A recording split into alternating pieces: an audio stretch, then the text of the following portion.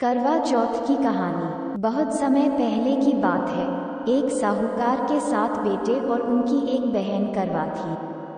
सभी सातों भाई अपनी बहन से बहुत प्यार करते थे, यहाँ तक कि वे पहले उसे खाना खिलाते और बाद में स्वयं खाते थे। एक बार उनकी बहन ससुराल से मायके आई हुई थी। शाम को भाई जब अपना व्यापार व्यवसाय बंद कर घर आए तो देखा उनकी बहन बहुत व्याकुल थी।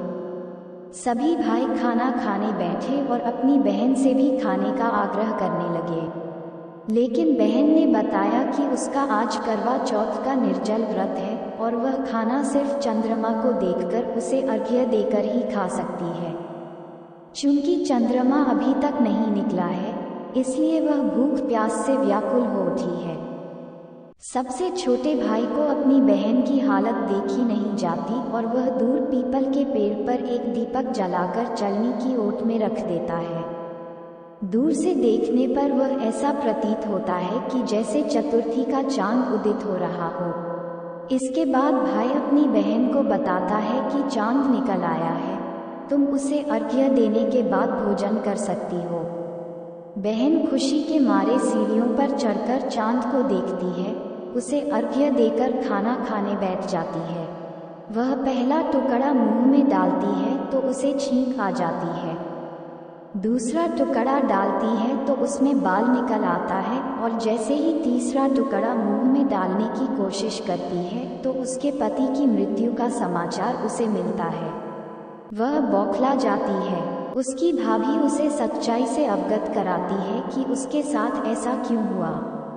करवा चौथ का व्रत गलत तरीके से टूटने के कारण देवता उससे नाराज हो गए हैं और उन्होंने ऐसा किया है। सच्चाई जानने के बाद करवा निश्चय करती है कि वह अपने पति का अंतिम संस्कार नहीं होने देगी और अपने सतीत्व से उन्हें पुनर्जीवन दिलाकर रहेगी।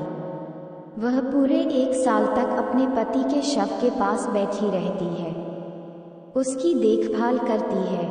उसके ऊपर उगने वाली सुईनुमा घास को वह एकत्रित करती जाती है।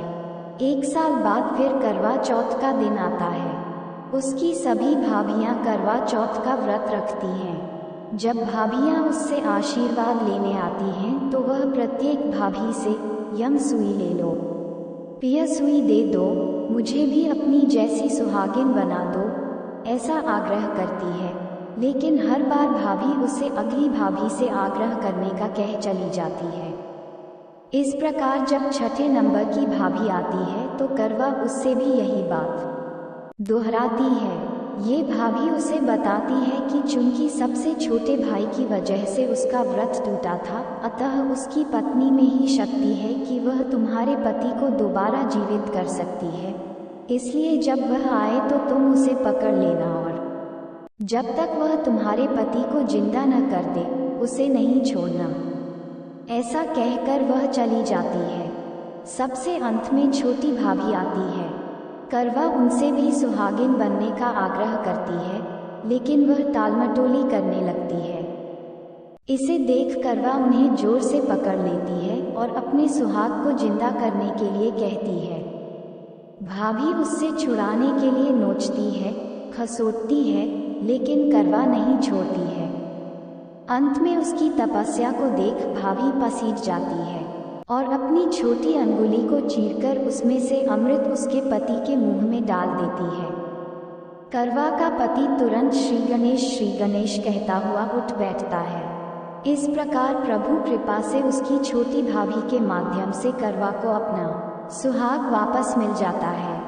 हे श्री गणेश माँ गौरी, जिस प्रकार करवा को चिर सुहागन का वरदान आपसे मिला है, वैसा ही सब सुहागिनों को मिले।